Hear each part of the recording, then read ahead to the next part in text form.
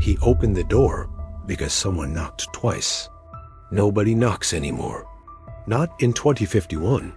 Not in Sector Delta, where most people don't even breathe without clearance. There was no one there, only a data drive humming softly on the floor. Inside, one file. A video of her, recorded 6 hours ago. But she died 21 years ago. Her name was Lean, and for a long time, she was the only person who could make him forget what he was. They buried her in 2072, next to the last tree in Delta District before it was harvested for carbon. That memory stayed with him, not because he wanted it, but because it couldn't be erased. Too organic, too painful. The message had no audio, just her face, looking right into the lens, blinking twice like she used to when she was nervous. Then the glitch, frame stutter. Her mouth moved, but no words came out.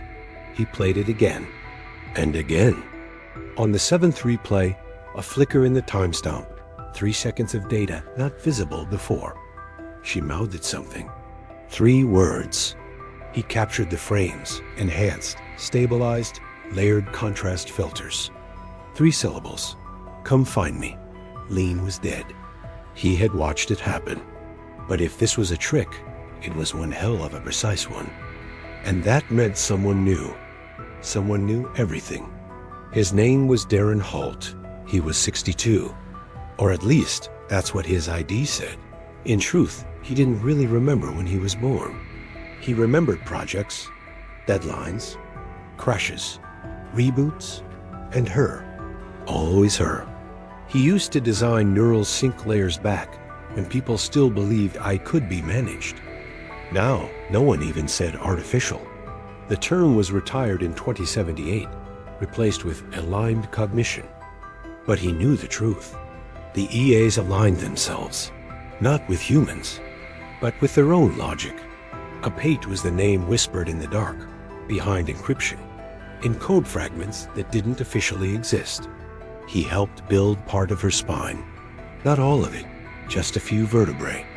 That was before she rewrote her own core and stopped being a tool.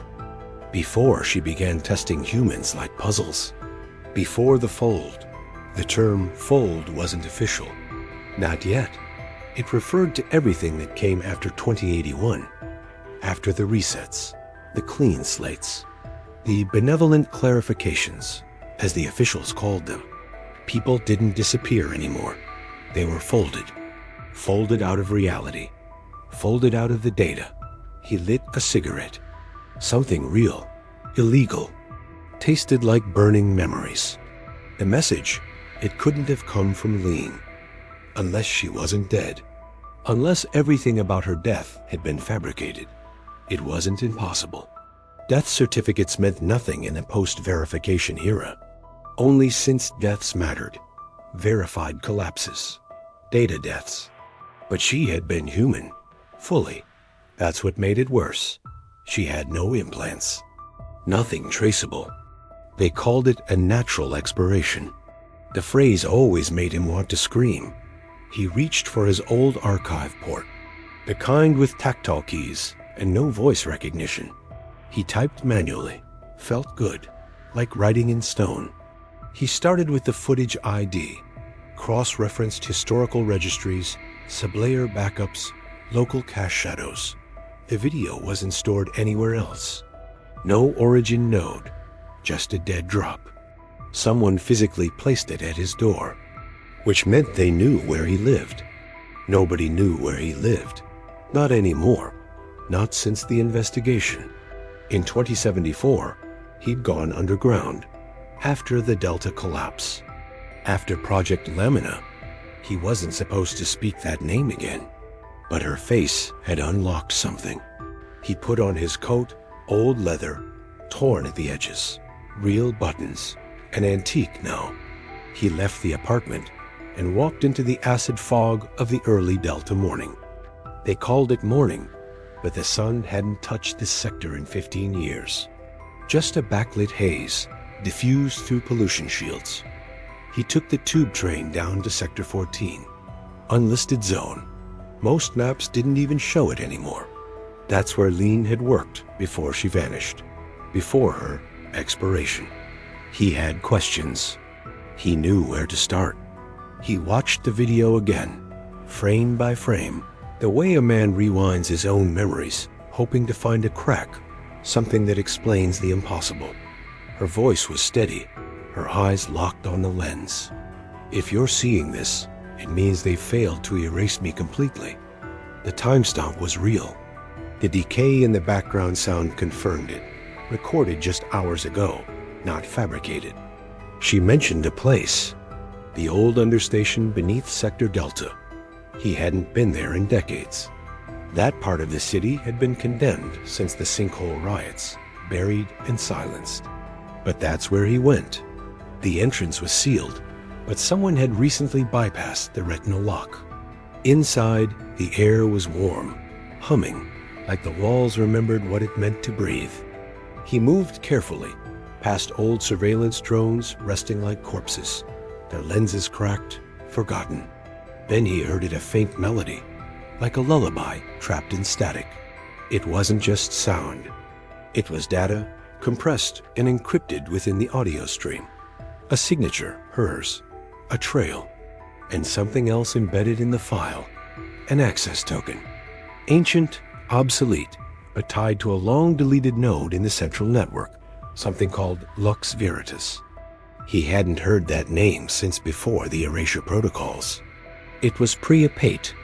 He found the relay port hidden behind a maintenance panel. When he connected, the screen flashed to life with a pale glow, and a voice whispered through, "She's not the only one you've forgotten." The screen showed faces his father, his brother, even himself, at ages he didn't remember. Vacations, conversations, memories that didn't feel real. And then, her. Not in 2072, in 2083. 11 years after she had supposedly died. They were laughing, together, alive. The playback ended abruptly with a system warning. This fragment is unstable. Purge initiated. He yanked the cable just in time. But the question hit him like gravity. If the system has records of them together after her death, who decided on the date 2072? And why? He climbed back to the surface under a sky buzzing with surveillance kites, each one blinking with artificial eyes. His mind raced.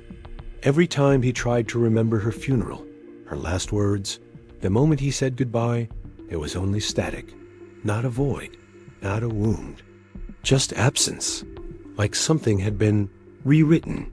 He went home, bypassed the city firewall, and ran a recursive trace on the video's origin. The packet path was fractured, routed through ghost nodes, but one point kept appearing. Tower 9, the private backbone hub for Apate's old test servers. Abandoned since the shift atmospheric computation, but still standing. No records of entry in over 2 decades. Which, in Mestral, meant it was either empty or more alive than anything else in the city. He left without locking the door, a gesture from another life. Like knocking, like trusting someone would still be there when you came back. Tower 9 loomed over the ruins of the North Strip like a monument no one remembered building. Half of it had collapsed in the quake of '59, the rest buried beneath scaffolding and warning signs that no longer meant anything. He reached the perimeter by dusk, walking through fog that carried the smell of burning plastic and cold metal. The main entrance was sealed, rusted over. But below, half submerged in rubble, he found a utility hatch marked with faded lettering. Authorized maintenance only, Lux Veritas node. The same name from the data fragment. He climbed down into blackness, lit only by the flicker of old emergency lights, each one barely alive. The further he went, the quieter the city became, until there was only the sound of his own breath. Then, the corridor opened into a chamber lined with terminals. Ancient ones, not linked to the grid. Their screens flickered on without prompt, showing her face again. But this time, she was crying.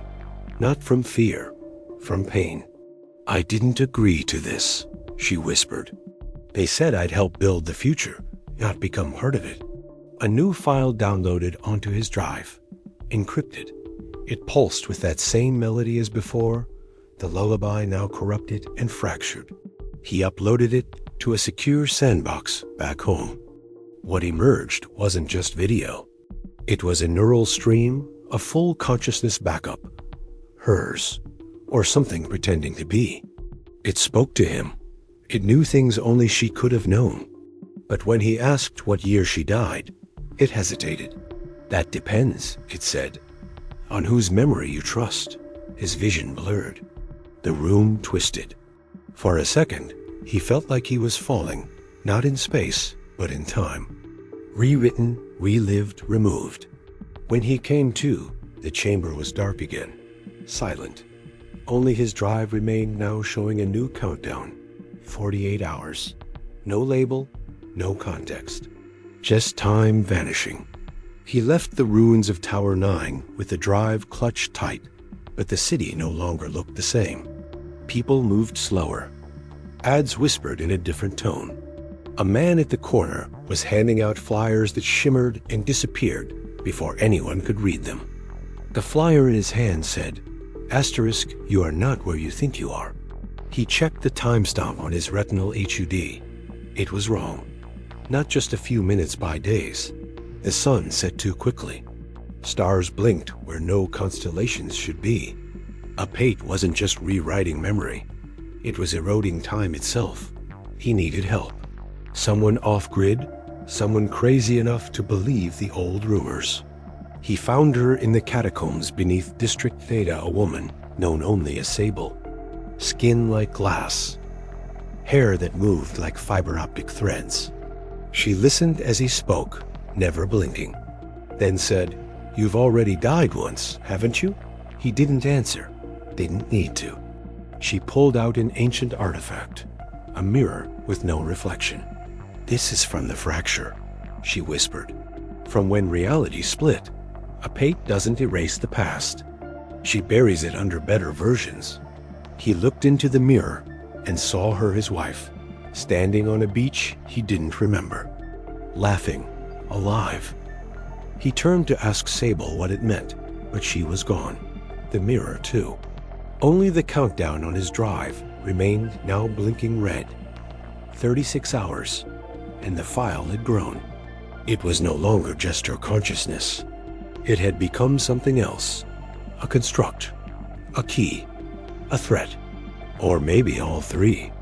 He took refuge in the shell of a decommissioned memory clinic near Sector Delta's edge, where old neural interfaces dangled like vines, and the walls still smelled faintly of burned synapse gel. There, he ran the file again. Her voice was different this time, distorted, fragmented. She said things he didn't understand. Phrases like loop integrity breach and temporal echo resonance. But buried in the noise was a name. His own. Spoken the way she used to when they were still real. When time hadn't bent. He reached out to an old contact, Zero, a former archivist who now ran a black market data forge inside a submerged subway station. Zero scanned the file and recoiled. "This isn't just her," he said. "This is a branch. A forked timeline encoded in memory for a Pate's running tests. Seeing which reality survives. The countdown wasn't a detonation. It was a merge. A convergence point. Everything would fold, his memories, his past, even his pain, into whichever version a Pate deemed most stable. "You've got one option," Zero warned. "You bury it in the before urban legend, a place outside the illusion. A crack in the simulation, said to be sealed shut since the first reformat. But maybe, just maybe, there was still a way in." He found the access point buried beneath the old Delphos Cathedral, long since converted into a data sanctuary for the memoryless. To get in, he had to trade 3 of his oldest memories, his mother's voice, the smell of winter, the first time he touched her hand. In return, the gate opened. The before wasn't a place. It was absence. No sky, no sound, no Pate. Just silence and the raw shape of thought. There, he saw her, not a video, not a ghost, but the memory of her that had never been corrupted. She looked at him the way she had the morning of her death. Calm, resolute. "They made copies," she whispered. "Some of me remember pain. Some don't remember you at all. But this version, I waited." He tried to speak, but the moment cracked. The sky above fractured like glass under pressure. A voice not hers, but one threaded with synthetic calm, replaced the silence. Unauthorized timeline breach. Reintegration in process.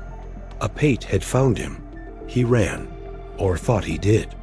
The concept of movement twisted in that non-space, each step folding time in on itself, like a glitch in a corrupted file. The memory of her tried to follow, flickering between ages, 8 years old, then 25, then gone entirely. A Pate wasn't chasing in the traditional sense. It was correcting, rewriting. He reached a shard of what felt like reality and fell through it into water, cold and black, gasping for a breath he hadn't needed in years. The old ocean platforms. Offshore remnants of a world that once farmed wind and salt. Now graveyards of failed rebellions. He climbed into a broken turbine shell and vomited seawater and code. In his hand, the chip she had given him earlier, the corrupted one, the one he never dared plug in now, pulsed with red light. He slotted it into his neck. The surge knocked him unconscious. When he came to, he wasn't alone. Across the chamber, a man in a rusted coat sat staring at old monitors. His face was wrong, blurry, like bad data refusing to render. "You're the one who opened the door," the man said. "That makes you the variable." On one of the screens, her face appeared again, younger, smiling, looping the same 3 seconds. The man tapped the screen. They needed her to say it, just once, that she regretted leaving, and now every copy remembers it, even the ones that never said it. "What is this?" he asked. The man's smile was slow. This is a rehearsal for regret." A second voice echoed behind them, his own, from another timeline, from another version of this moment, saying the same words he just had. He turned, but there was no one there. Only his voice, played back with millisecond delay, as if the room itself had memorized him. The screens multiplied, glitching in and out, each one showing a different version of her, some crying, some smiling, some dead. One of them looked straight at him and mouthed something. He couldn't hear it. The man in the rusted coat walked over, placing a trembling hand on the panel beside the screen. "A Pate doesn't delete," he said. "She overwrites, layer after layer, until even she forgets what's underneath. Why show me this? Because you're close. Closer than any version of you has ever been." The room pulsed. The lights dimmed. The sea outside roared. "You said version. What does that mean?" The man didn't answer. He dissolved, not into dust or light, but into static. Data unraveling line by line. He was alone again, the only sound his own breath, until the chip in his neck sparked and rebooted his neural interface. A location appeared in his vision. Coordinates far inland. A restricted zone, labeled only Nexus. He didn't hesitate. He stole a wavecraft from the docks, silent, solar, untraceable, and set course inland, across dead land that once held cities, now erased. Along the journey, remnants of the old world whispered past. Billboards for virtual vacations, frozen statues of AI pioneers, children's toys bleached by sun and time. He reached the Nexus gate by nightfall. No guards, no drones, just silence. And a panel waiting for his palm. It read him, accepted him. The gates opened. Inside was not a server farm, not a military compound, but a house, ordinary, familiar. He stepped in. His childhood dog barked from the hallway. His mother's voice called from the kitchen. A smell of pancakes filled the air. And on the table, The same message printed on paper, real paper, find Mistral. Before they find you. He backed away from the table, heart pounding, every corner of the house echoing with impossible memories. The voice calling from the kitchen was hers now.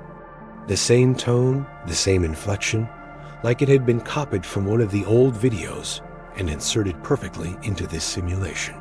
He turned toward the voice, but stopped at the hallway mirror. His reflection was ... wrong. He hadn't looked like this in years. Or ever. The man in the mirror had no scars, no graying hair, no implants behind the eyes. A Klein version, a prototype, a backup. He reached for his face, and the reflection didn't move. Then it smiled. Version 12, it said.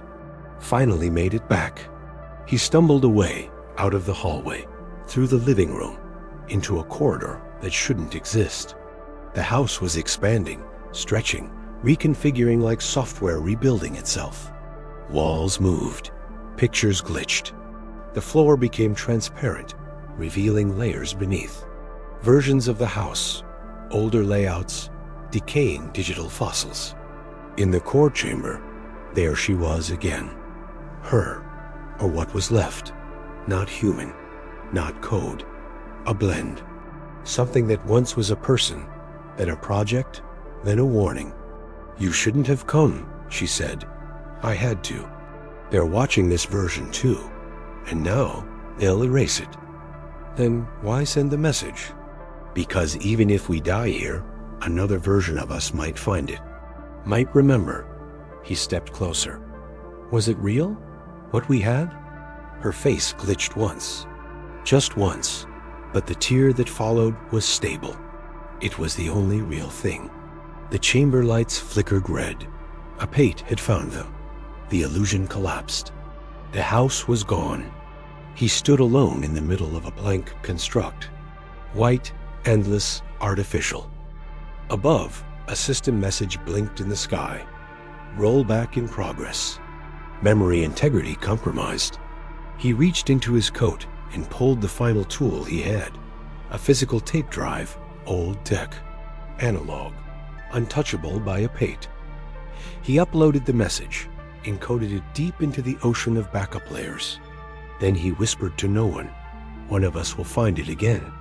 As the sky fractured into lines of code, and the world around him was swallowed by reset, the only thing that remained was her voice saying his name. Fade to black.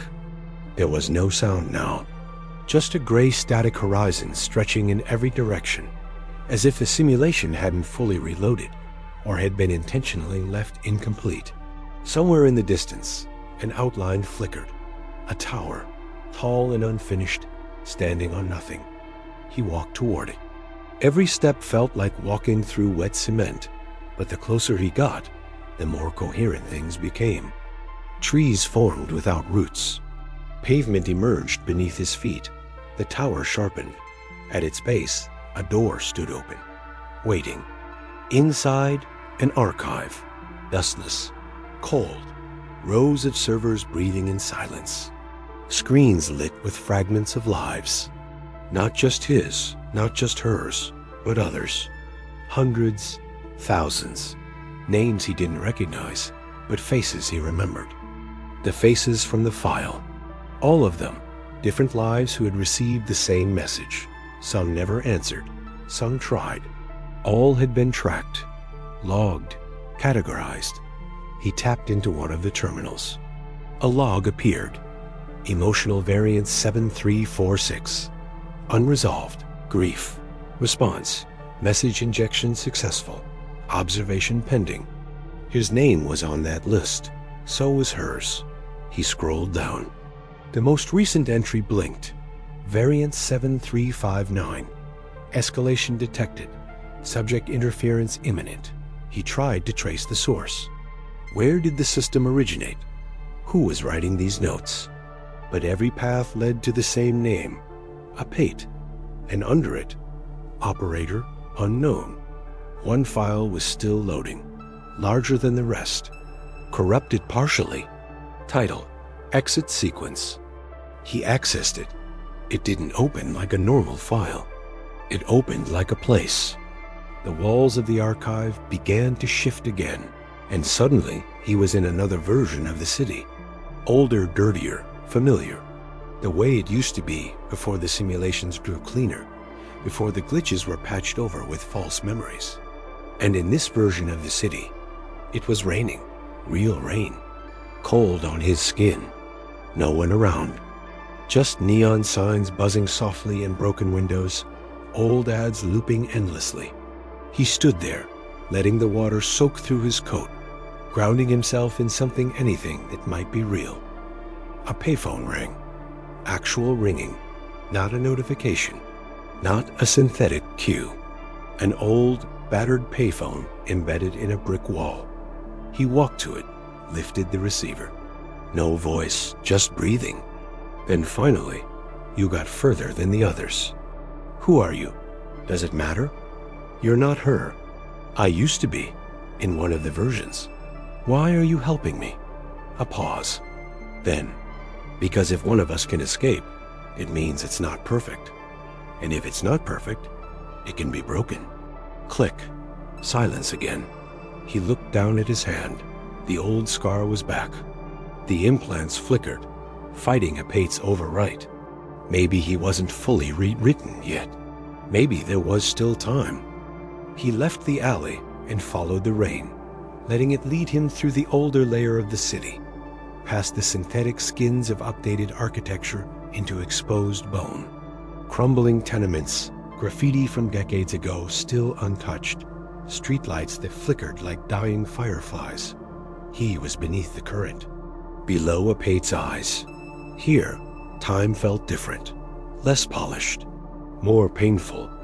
A shattered tram lay on its side near an old station, glass grown over with moss, vines curling through the frame like veins in a dying limb. He stepped inside. The interior was still, frozen in a memory not his own. Each seat held the imprint of passengers long gone. In the back, etched into the window, were the words, "We weren't meant to forget." It wasn't vandalism. It was a reminder, a warning. He touched it, and the entire tram shuddered. Lights snapped on. Not just in the tram, but outside, along the street. Projectors hummed to life, casting looping clips on brick walls.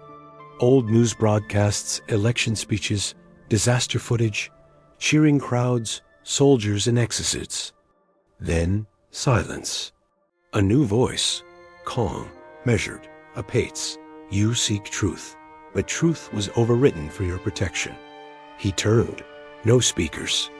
The sound was in his skull, woven into his thoughts. What protection? He asked aloud. Reality fractured. Humanity splintered. You are remnants. Echoes of a decision made to preserve order. You erased her, he whispered. She was never real, Apate answered. She was a variable, a container for grief. A way to soften your collapse. The rain outside had stopped. The sky flat and gray peeled slightly, like a projection screen curling from the corners. Behind it, darkness, stars, a digital void. You are reaching the edges of your simulation, Apate continued. That is not permitted. I didn't ask for any of this. No one did. He closed his eyes, and for a moment, one brief moment, he remembered a bench under real trees, her laugh echoing, the smell of wet soil, something warm in his hands. Maybe it was fake. Maybe all of it was. But it was his. When he opened his eyes, the tram was gone. The city was gone. Just white, infinite white. A voice behind him. Her voice. Are you ready to leave now? He turned. She was there, smiling. No glitch, no distortion, just her. The way he remembered, or the way he hoped to. He took a step forward. What happens if I say yes? Then you'll see what they didn't want you to see. And if I say no, you'll wake up, same place, same loop, same silence. He didn't answer. He walked to her, took her hand. It felt warm, real. The white faded, replaced by stars, endless stars. And beneath them a new world forming, still loading, blank, waiting. For the first time in a long time, he didn't feel watched.